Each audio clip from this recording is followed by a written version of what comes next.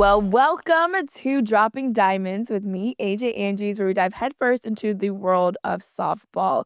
And today we are joined by someone that is it's her mission, and she's going to continue to propel, whether it's softball and all sports beyond, to be the best you possibly can and get that paper. She is an NIL brand builder, the owner of AthleteCon. She has been a former dancer and just a current badass. It is the one, it is the only, Sam Green. Welcome to the show. Thanks for having me. I'm so excited for this. Yay! I know Sam and I met at LSU about 2 years ago, where we were sitting down talking to all the kids. I'm like, yeah, I guess I tell them a little bit what I'm doing on social media. And then she comes out with literally every nugget you could possibly think of on how to excel when it comes to NIL, social media, and what it is you can do for yourself. I said, I need to sit in one of these classes. I'm like, Sam, let me know when you have a little seminar. And lo and behold, we have AthleteCon. And I told her I'm coming this year, and I am, or 2026, and I meant it. So, but before we dive into all things AthleteCon and all things Sam has got going on that's going to help softball players around the world be the best they possibly can and get the most of what they got, I want to always start off my podcast with a quote and like a nice affirmation. And so a quote that I thought was really befitting talking with Sam today was just, "I'm not giving up, I'm just starting over." Mm. And I think that if we were to bring out like an affirmation from that, where do you think we could go to like have a good affirmation for the day from that quote? Oh, I can relate to that personally. What a great quote. I've started over so many times, AJ, but I've never Yeah. given up on my bigger mission. I tell people all the time, I danced in the NBA. I left. I was an editor at ESPN. I left. I started a YouTube channel. I started interviewing athletes, left, but I never quit. I always had a bigger mission to help athletes. Never gave up, maybe, pivoted, but man, I can relate with that one. I love that. I love that never gave up. I just pivoted. I Mm-hmm. like that. When Mm-hmm. you think of like an affirmation, if we were to start our day with it today, what would the affirmation be if we put one together? Everybody starts from nothing. So be bold, be fearless, and be you is really something that I tell myself kind of daily. Be bold, be fearless, be you, because everybody has to, start from ground zero. And so, you can either go for it or you can kind of live with regret. So mine would be bold, be fearless, be you. I like that. Yes. On the theme of also like starting, restart, maybe like today I will start, restart, and restart again. Nothing's out the blue. I'm going to be bold, be fearless, well, and be you. I Be like bold, it. be fearless, be you. Period. Love that. Today I will start, restart, and restart again. Nothing's out of the blue. I'll be bold, be fearless, be you. Boom. I love. Yes, that is our affirmation. That's what I'm gonna be singing on my way to AthleteCon in 2026. But to jump back a little bit to where it all began, because you started off as a competitive dancer, Mhm. your career within the sports world that has only just continued to elevate and grow bigger and bigger. When you started out dancing, like sports just brings so many lessons Well, in day-to-day life. I tell people all the time in softball, I use it just takes one in my everyday life. We say that all the time as athletes. I say it all the time in softball. There's so many things that we bring in where I say it just takes one. And it can be that one moment, it can be that one conversation, that one meeting that can inevitably change your life. What do you mm-hmm. feel like is maybe the saying or something that you've really stuck with as a dancer that you feel like you still implement today as you continue to build these brands and continue to elevate your own? Yeah, my experience dancing was unique. I was the youngest to have ever made the team. I was surrounded by, women that had been on the team for years or just a lot of wisdom and a lot of experience. And I guess the moment that really stuck out to me was being interviewed, like the flip side of it. AJ, I was, they were asking about, my story and my journey. And, it just felt like there was like a bigger picture and a bigger mission there for me, even kind of beyond dancing. But the sports reporter, like, kind of pulled me aside afterwards and was like, like, "This platform is, like, for something bigger. Like, you can use, your platform to then, give back to younger girls or to tell your story or to kinda, like, build something bigger even beyond just dance. And that really stuck out to me. And I really try and give that back to all the athletes that I work with. Like, you've been given this beautiful platform that you can choose what to do with it. And just like you're saying, you learned so many lessons from softball, AJ, and there's bigger life lessons that's kind of comes through, sport. So that definitely stuck out to me when I was, 19 and, in a world that I had no idea what I was doing. What would you say is maybe like one of the bigger life lessons you've learned thus far that has continuously stuck with you? One of the biggest life lessons that I've learned is that you can pave your own way. When I grew up, I feel like, it was like I could go into marketing. I could go into, just a cookie cutter kind of role, and that was it. And I started really, traveling the world and seeing these other opportunities. And I really wanted to build my life off of a bigger mission and a bigger purpose. And so I felt like everybody always told me, like, stick to, being an editor at ESPN, like, that's your trajectory, that's your path, like, you don't leave, like, that's your job. And I just was like, that's fine. But like, I just kept like driving and finding new ways and finding kind of new avenues, and ended up overnight, like not even intentionally, building my own lane and building my own business, all because I had the purpose to serve and to give back to more athletes. And so I think that's really the most unique life lesson. I could sit here and throw out a lot of cliche, terms of, just keep going, or, things that you hear over and over again. But one thing that I wish, I guess I was told earlier on in my life is like, this is your life. Like, you can choose what you want to do with it. Like, you don't have to just do what you think you're supposed to. I thought maybe I would have to be in back end data analytics within marketing. I didn't know that, content creation would be a thing. I didn't know that I could genuinely become a public speaker. I didn't know I could really run my own convention, like, out of the blue. Like, my mind just never really went there. I just thought you kind of had to follow the status quo. So I guess one thing, if I could, sit anybody down earlier on in their career, would be like, think bigger. Like, go there. Like, what is that dream? Like, you can literally do it. Now, it's going to be hard as hell. Like, don't get me wrong. Like, it's not going to be just like rainbows and butterflies because you're chasing your dreams every day. I mean, there's going to be, times where you want to give up. But if you can really like find a bigger mission, like, what wakes you up? Like, what are you passionate about? And I watch, these media moguls like Mel Robbins or Gary Vee and Hermosi, and they're very extreme. Don't get me wrong. But they say this stuff, like, it's hard, but like, go for it. Like, you have one life. And I'm really big on, I think your life, a lot of it should be to serve and to give back. And so, long-winded answer, AJ, I think, one of the biggest life lessons that I've learned is you really can, build the life that you want, or at least freaking try. You talked about you fell into this path, or you like accidentally created this lane for yourself. How did you accidentally make that happen? Because oftentimes, when we discuss these things, a lot of when I hear people that are very successful, that happens often. Where we say that it just takes one. Maybe it was at one moment, what have you. But when you talk about you found your lane. How Mhm. did that accidental purpose come about? I love it's like an accidental purpose came It about. was. It was.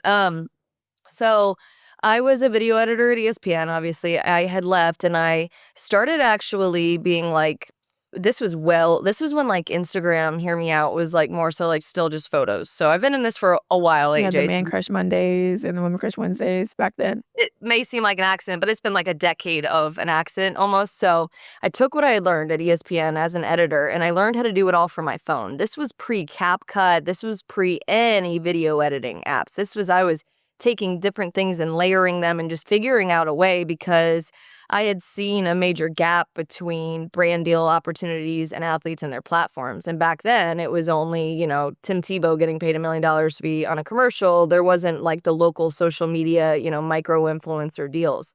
So I started actually diving into being director of social media of like gyms that had, were exclusive to 1% of athletes. And I started teaching a lot of the professional athletes on the side just how to subsidize their income through brand deals, and teaching them how to make content all from their phone. And so that just kind of picked up, and it really worked. I started, really helping people, especially female Olympic athletes, a lot of minor league baseball players, and a lot of softball players that were at the gym land these deals. And so then NIL passed. I made the jump immediately over into the collegiate space.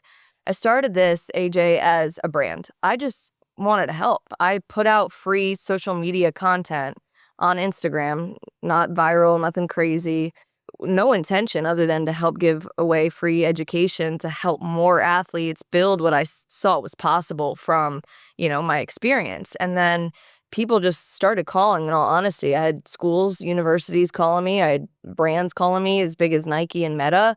I've had thousands of athletes call me. And so it just literally ended up forming because I just had the goal of helping and really solving a solution, which was making content creation and brand building easier and more accessible for athletes, because athletes grew up athletes. They grew up perfecting their sport. They didn't grow up content creators. But now, with everything that's going on with media, social media, NIL, brand building, like, it's just blown up overnight that I just wanted to help more athletes be able to take advantage of it. So definitely an accident. Have you seen from working with so many different athletes that one method helps one sport more than the other, or even women versus men when it comes to content creation and being able to build your brand? Is there a better way to go about it if you are in this sport, or say if you are a woman here, or maybe if your sport isn't as big or is put on TV as much, right? Because like WNBA or women's basketball in comparison to maybe lacrosse, right? Where you're able to, it's just a little bit of difference in the media attention. Is there a way to go about that differently? In all honesty, the different strategies at work, depending upon your sport, really comes down to the media attention. If you're a football player, it's a little bit more handed to you, AJ. We already know Yeah. this. You don't have to do as much work, right? So for our softball players, for my track athletes, it's not one thing that it's like, this is the piece of content that's gonna get you there, that's gonna make you the $1 million in comparison to a football player. It's honestly the work level. You're gonna have to just work a little bit harder. You're gonna have to put yourself out there a lot more and be more bold and be in front of people's faces and, know that you belong in that room more so, than just sitting back and sitting on your hands and, basically having a check just written out to you. What have you seen really works for softball? I know you've worked with some softball players. What really propels softball to be in the forefront of media attention, especially on social and beyond? I like to use Michaela Edenfield, actually, as a prime example. I met Michaela back when NIL first passed, and immediately that girl just freaking got it. She really had confidence and was willing to put herself out there, and that's step number one. As a softball player, you cannot be scared.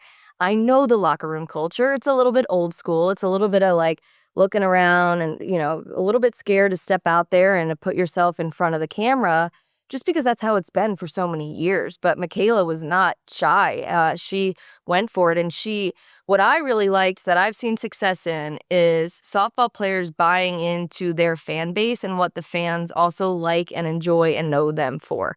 Area 51 was what Michaela was really known for. This girl took it and ran with it, from the eye makeup to, all her posts, kind of diving into it. And now she built a full-blown brand based on her fan base and her community, and has this organic engagement. And now we see her doing videos with brands like, Elf and CoverGirl. I remember her sitting me down back in the day and saying, my dream brand deal would be, with Elf, so that I could do, makeup tutorials for young girls, that it's, makeup that's more accessible and affordable. And so I think it's really identifying, who you are. What do you want to be known for, right? I came out and I just self-proclaimed, I'm athlete's go-to brand builder. And I started then kind of having a strategy that I could map out around that. Michaela knew this. She knew she wanted to be a role model for younger girls. She knew she wanted to dive into Area 51 and her makeup and her tutorials. And she did that. And she's done it so successfully, from the collegiate level to the pro level. And everybody knows her. Everybody loves her. Everybody's writing posters for her around that brand.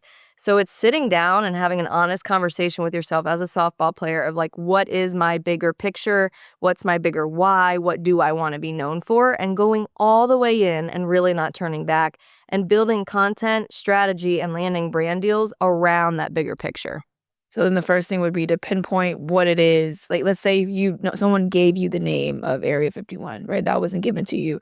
You're now trying to come up with maybe what it is that you're going to be known for. How do you advise softball players, to figure out what it is that they want to be known for? I use that example, and that's very strategic and easy for me to say, right? Like, that's a tangible example to almost the extreme. You don't have to, be known absolutely for this one thing. You can be known for you. So I think it's more so of setting a goal of where you want to go. One day, your name is not on that roster anymore, point blank. You could be the best player in the world, and there's still going to be a day that that's over. And so it's, do you end up wanting to run a nonprofit and giving back through camps and clinics? Do you want to be like you, a freaking badass, innovating this entire space and, being a social media creator and on-air reporter and talent and I could, have a CVS receipt of all that you do, but Stop. it's more so defining like what you want out of this at the end of the day. Like when your name's not on that roster, what do you want to do? And then crafting around that. So again, the Area 51, the, NIL or athletes brand builders, an extreme example. You don't have to go, that niche or that specific. It definitely helps because it just gives you focus. So I think more than anything, the goal is to define what you want to focus on. So then you can every day wake up and know what you're actually building towards. How often would you say someone should post once they figure out what it is that they want to dive into, what they want to be known for, and now they're building the content around it? What is the strategy to then being able to gain traction and, I guess, followers? I think a lot of athletes really, really worry about strategy and being specific, and they're very scared to put themselves out there, especially on Instagram. It's like pulling teeth. They're a little bit Yeah. more willing to put themselves out there on TikTok. The more you post, the more you're going to get out there. It takes people 7 times to see the same video or see the same message to actually even process it. So I have athletes that sit me down and they're like, I had a softball player at UVA, I'm not going to name names, sit me down last week and be like, but wouldn't it just be so weird for me to just like randomly start posting? Like, what would I even start with? Like, what do I post with? Like, shouldn't I just start with a photo? And it's like, no, like, people aren't like literally watching you like you think, right? And everybody's scared and everybody has to start. And so the more you post, the better. But I also really like to remind athletes like burnout is real. When I danced in the NBA, I posted a lot, but I felt like I was posting what other people wanted me to post. And I wasn't posting what was like true to me. And I got so burnt out, I deleted my whole account, lost my entire fan base, and had to start all the way over. And I finally realized, oh, I didn't hate social media. I was so burnt out. I was doing too much. So be honest with yourself. And what do you want to build?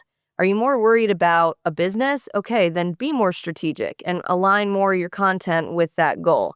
Do you want to be a viral, social media influencer? Then you should tap into all the trends and be posting 24/7 as much as you possibly can. Maybe you're somewhere in between, and that's okay too. So it comes back to defining that goal and not being scared at the end of the day and literally hit record and just click post. Yeah, sometimes it can literally feel I've known people get, like, anxiety now trying to post, and it just becomes this entire thing that maybe it just shouldn't be, or it definitely wasn't before it became so monetary. Like, when it was just fun, you're just posting, it was whatever, and now because you can make money, people begin to really overthink it. When someone you go out and you talked about going to UVA, when you go out and talk to all these different athletes and individuals at all these different universities, what's something that really surprised you, especially in the NIL space, after having conversations with these athletes that maybe they're worried about or that you've seen become a problem?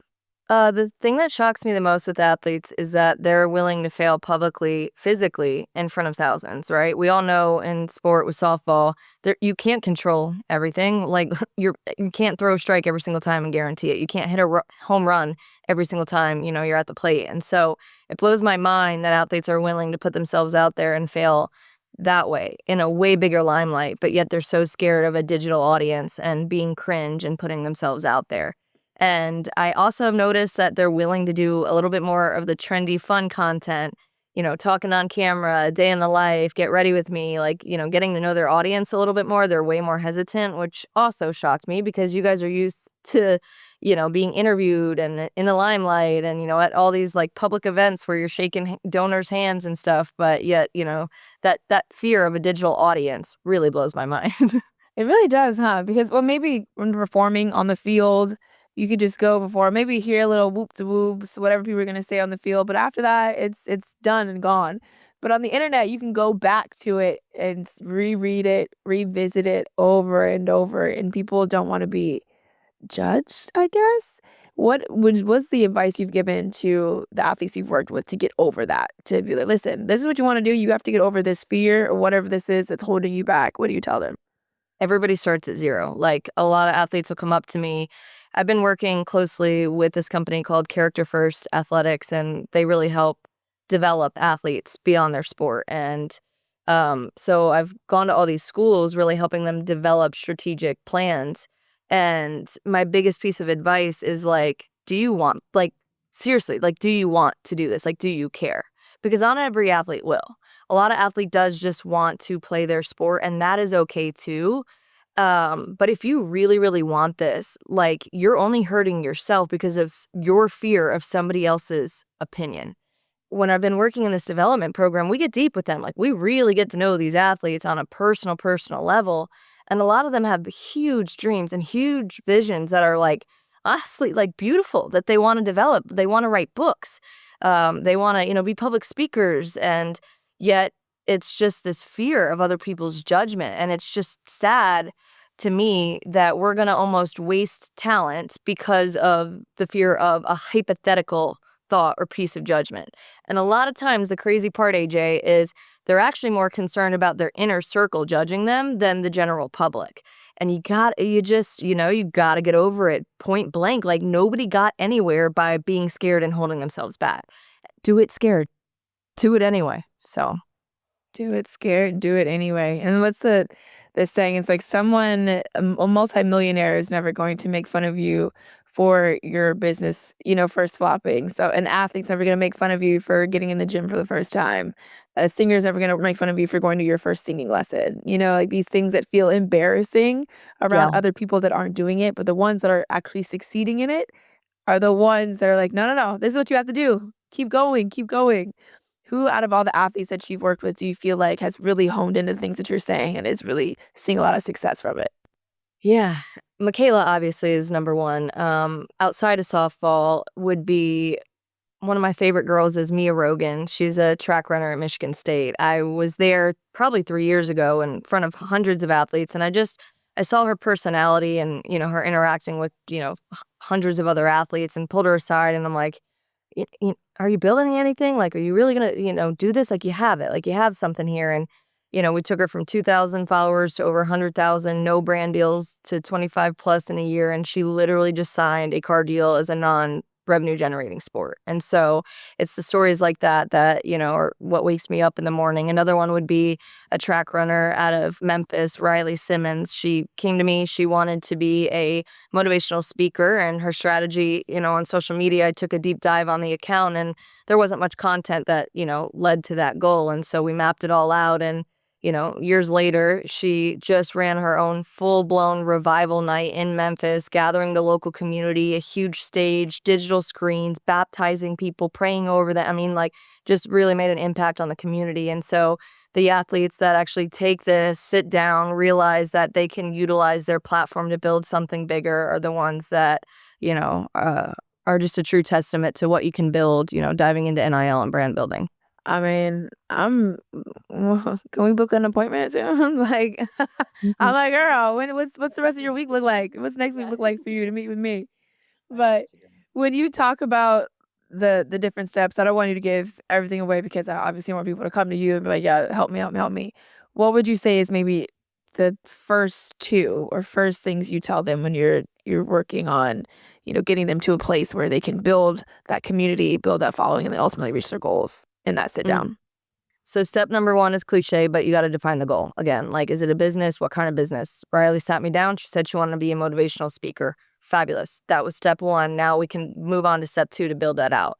So then step number two is curating content ideas, even about what it is that you want to build. And so I say, instead of looking at social media and doom scrolling at night at 10 o'clock, in the bed, like I know that you are, Which we all do, yeah. yeah, like, at least scroll with intention and start saving types of content that you watch, that you consume, that you like. Follow people that are building brands that are monetizing off of it, that you want to be like, or, aspire, are inspired by. So step two is really like consuming with intention. And then step three is picking like 5 types of content that you can stick to consistently for at least a month and a half. And by consistently, I had an athlete call me yesterday and said, I've been so consistent. I haven't seen any growth. How many times are you posting? Been posting once a week. Okay. For how long? For 3 weeks. Like, that's 3 pieces of content. Like, so you got to lock in. Like, you got to like know that you're in this for the long run and that it's going to take some time. You're not going to go viral overnight, but you're never going to go viral if you don't start. So step 1, define the goal. Step 2, like consume with intent, save content. Step 3, sit down, write out 5 types of content that you can stick to consistently, post for at least a month and a half. Look at your back end analytics would be step 4. See what's working, see what's performing, see, what your fans are actually engaging with. Then you can kind of tweak that strategy. And then if you're actually ready to monetize your brand, you want to work with, some, local companies, or, maybe it's a protein powder or a supplement company, sit down, and step 5 would be actually write out some brand categories. So supplements and protein, athleisure, whatever it may be. Then brain dump under there. Just write all the brands that you can think of in each of those pillars. And so we have 5 pillars now. We're going to circle one brand in each of those pillars. You're going to go make content, even with the brand that you just have in your house, of the brand that you circled. So maybe it's Lululemon that you have and you love, and that's your dream brand. You got to go make the content now to be able to have a content example to then go show Lululemon, hey, this is what I could do for you. And so I think that's a really important piece that athletes miss. They're like, well, I've been posting and now I want to work with a brand deal, but you've never promoted a product. So you got to ensure to, really be able to monetize that you're incorporating that. So those would be my 5 first steps if you're looking to build something that could actually convert into revenue. Boom. But and like it's like, you hear things like this, you're like, okay, yes, perfect. And then you get started and then it comes time to post and it's like, oh, okay. Fear. Now I need to do this use once a week. Is that good? Or do you recommend like twice a week, 3 times a week? You have to start somewhere. Like, you literally do. So if once a week is what you can handle, that's what you can handle. But then maybe extend the period of time before you reevaluate your whole life and get mad about not making money off of it, right? Like, the more you post, the more you're going to figure out and the quicker that you can actually monetize.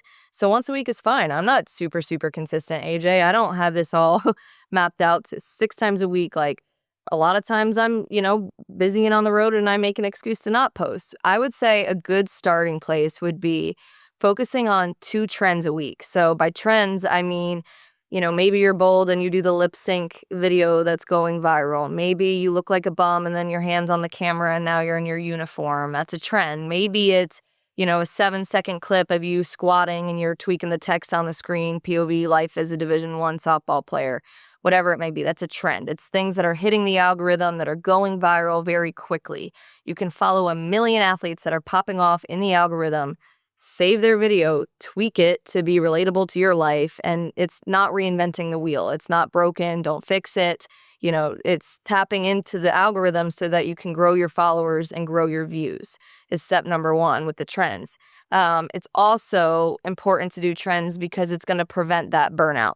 Trends don't take long. It probably takes you 5 minutes to record a 5-second clip or 7-second clip of you squatting and putting text on the screen. So that's going to allow you to be consistent without being overwhelmed. So 2 trends a week. And then I would say 1, what I like to call like a brand building piece of content, a day in the life, a get ready with me. Maybe it's mini mic, funny interviews with your teammates, something where your audience is able to actually understand you or get to know you better. This is also the type of content that brands are actually going to invest in. Think about a get ready with me. It's you using your favorite Good Molecules face wash in the morning. Good Molecules could pay you for that video moving forward. So it's trends and then it's kind of brand building content. I would do 1 of those a week because they take a little bit more time. I'd say if you start there and then if you want to go there, you can add on a 4th post, which would be just a carousel where it's multiple slides of photos on Instagram. Athletes don't mind doing that. You get to kind of have fun and showcase a little bit of both sides of your life. Life as an athlete, like your media day pic or, you at practice, and then, you behind the scenes, a selfie of you and your teammate at, your acai bowl place after practice, a cute pic of, your nail holding your coffee, so kind of showcasing, you as an athlete and your life outside of it. I'd say if you can stick to that and you're posting 4 times a week, I think you'd be surprised. It doesn't have to be 3 times a day to really see growth, athletes have a extreme competitive advantage. Athletes do not even have to be as consistent as a NARP, right, is what they say, I think, because you guys already have a built-in fan base. So just getting started and posting anything consistently is already going to help you grow. So, but 4 times a week, I think that'd be my formula. I love how the word NARP is global. Like, no matter where you went, where you played, what sport it was, we all know what a NARP is. If you're an Yeah. athlete, and it's like a secret society, because if you are a NARP, you probably don't know what NARP means. Right. That's so true. If Yeah. you're a rookie, you don't even know. Yeah. I used to call them muggles. If you're Oh, a I Harry like Potter fan, you know, you get it, you get it. yeah. When you comes to those different brands, do you advise reaching out to those brands, like tagging them, or allow the brands to come to you? You have to start somewhere again. Like, you can't just like build your brand, never have promoted a brand, and then expect brands to want to work with you. And so I had a softball player at Providence, actually, originally had a tiny following and wanted to land Quest Nutrition, who has 1 million followers. And so you got to kind of think strategically. If it's a massive brand and you don't have a massive following, you need to be put on their radar. So maybe creating a piece of content, sending an actual collaboration invite with that brand at first is going to actually put you on their radar. And so that's what this softball player did. I said, go post the content now, invite Quest Nutrition as a collaborator. They accepted. She tapped into their millions of followers, and then it converted into a deal. A lot of agents and people are like, no, no, no, like, do not post for free. And I get it. So if you're like completely against that, then start going on these platforms they're called like marketplaces, where they connect athletes directly with brands and land it. Sometimes they're $25, they're $50, and they're just casting a wide net. And even if you have never worked with a brand deal, it's an easy way to get kind of your first one to kind of claim a brand deal, so that then you can go leverage it to other brands. So I'm big on like just strategy of thinking like, all right, like, how do I get a hold of this brand? And if it's unrealistic, show that you're a fan first. Maybe it's not posting content. Maybe it's commenting on their feed. Maybe it's sharing one of their posts to your Instagram stories and tagging them. But just showing value up front to a brand of what you could do or what you could provide for the brand is, the only way that you're going to really make some serious money off of it. Well, making some serious money is the opportunity that college athletes have now. I did not have that back in the day, or Right? else, trust me, I would have been on it the way that I was posting on YouTube back in the day. Right? When the NIL legislation passed and you immediately saw this opportunity, and I mean, you saw it in ways I feel like other people didn't. And you really were able to capitalize on that to help so many collegiate athletes really reach their full potential. And then you develop AthleteCon to further that, to continue to help them build and see their potential. What made you realize NIL was gonna be as powerful as it is today, that then led you to say, "You know what? I'm gonna start my own convention because it's that big, it's that powerful, and I can have that much of an impact on these collegiate kids." Mm-hmm. I'd been doing it for a decade and I'd seen it work. I was literally helping professional athletes that maybe didn't have the biggest name or maybe didn't even have that many, minutes played. And the analytics just weren't there to be able to leverage, the big media kind of commercials. But social media started actually coming around and there was a lot of value. I mean, even back then, I was helping softball players land Lululemon deals just by making advertisements. So I just had already seen it work, that then once NIL passed, I was like, it's cringy, but I say it's an industry that I felt like was like born or made for me because I'd already been doing it, and all these random skills that I had kind of accumulated through numerous, different roles popped up into a brand new industry overnight. And so I built AthleteCon not just as an NIL conference. I didn't name it NIL specific anything because I had seen what hands-on curriculum has done for these athletes at the softball level, all the way down to, even high schoolers now and what this can do. So whether it's collegiate, pros, Olympic, any athlete can really take advantage of this. NIL stands for name, image, and likeness. It doesn't stand for collegiate something specific. And so, I'd been to 30 plus universities, schools fly me in. I'll partner with brands like JBL or Marriott. And I started teaching athletes at the collegiate level at the scale level, really how to shoot, edit, create content, go live with advertisements throughout the workshops. And, again, just had seen this work. That brought me to a lot of conferences within, the industry, sports media, and IL specific, you name it, whether it be, I'm seeing it on a panel or just attending it. And I just realized like everything was about whatever sponsor paid the most money to get up on stage, shove their agenda down the athletes' throats, and nobody was really resourcing these athletes. And simultaneously, these brands were paying thousands of dollars to slap their logo onto something and walk away with nothing other than the hopes that an athlete cared to hear their presentation of their 20-page PowerPoint or them speaking next to 12 other people on a stage and want to work with them. And the athletes would call me and say, I got a cute picture, but that's all I got out of this. And so it bothered me. Building a convention was not on my bingo cards, AJ, I'll tell you that. I just saw a problem and wanted to create the solution. And so I created AthleteCon 2 years ago, and it was the first convention to ever facilitate brand deals in person. So I bring in hundreds of athletes. Snapchat comes, Instagram comes, TikTok comes. They teach hands-on brand monetization workshops, how to actually make money off of their platforms, how to build this into something bigger. So all the tools and the resources that you really need. And then there's 35 plus brands in the room. There's a content competition where athletes go take that product, the brand's actual product, in their hands, and they get to go make advertisements, publish them live, and they're competing for cash brand deals, paid internships, and job opportunities. And then I've seen it convert into, full-time job positions. I've seen it convert into year-long partnerships with brands. Just seen a lot of success on both the brand, athletes, and even, AJ, I'll tell you, I've had women in sports attend, and it's taken, their digital career, into monetization through social media. So it's athlete based, but just like you said, you use softball and sport to teach more life lessons. AthleteCon's the same exact thing. I think truly anybody can value being, or, benefit from being in the room. But yeah, truly created it out of just trying to help more athletes and help brands get, more money out of the money that they're spending. It sounds like the perfect place to go to not only learn about what it is you can do, but continue to get better at it. Like it's very rarely you go to a conference or a convention where it's extremely hands-on and you're Mhm. actually, most athletes were very, like, we have to do it to actually, for it to ingrain into our Yeah. system versus just sitting there and listening to someone talk. It's like, yes, that's Yep. motivational, love it, but I need to actually Yes. do this for it to click. And so you are literally taking out all of the middle scenarios that we don't necessarily get at other conferences. What would you say for the third edition of AthleteCon that is coming up?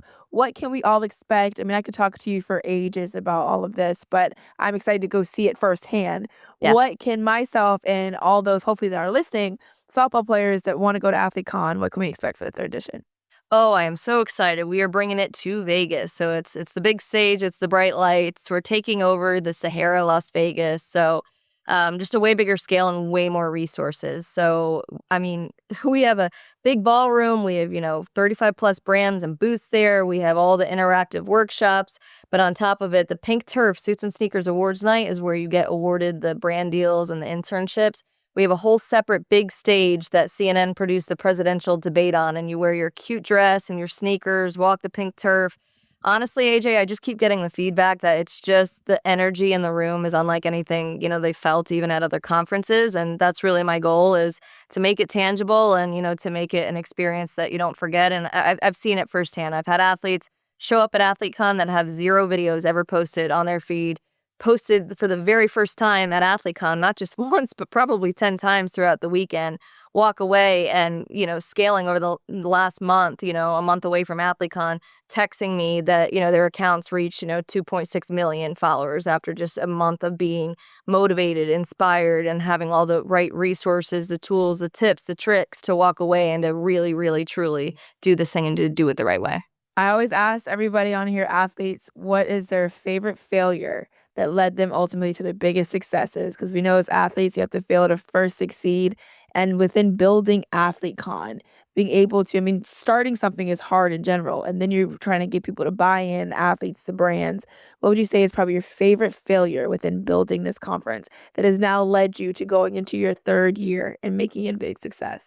Honestly, AJ, year one, I got like scammed. Like I had somebody literally like take money from me and leave and had no back end like help that What? day. Like, and the conference still went on, and it just proved to me that like if you start something for the right reason and with the bigger mission, you'll always find a way to make it happen. So I'd say my biggest failure was maybe like trusting too many people to help me build my own mission early on instead of having the confidence in myself to do something scary that scared the crap out of me.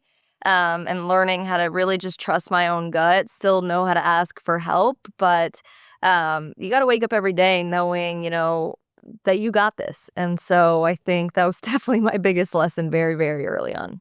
I can't believe somebody scammed you, girl. Yeah, girl. What? Yeah, girl. But you still had a lot of success. A lot of people still came. Oh yeah, ton. But just like money wise, it was stolen from. So that was scary. Yeah. That's insane.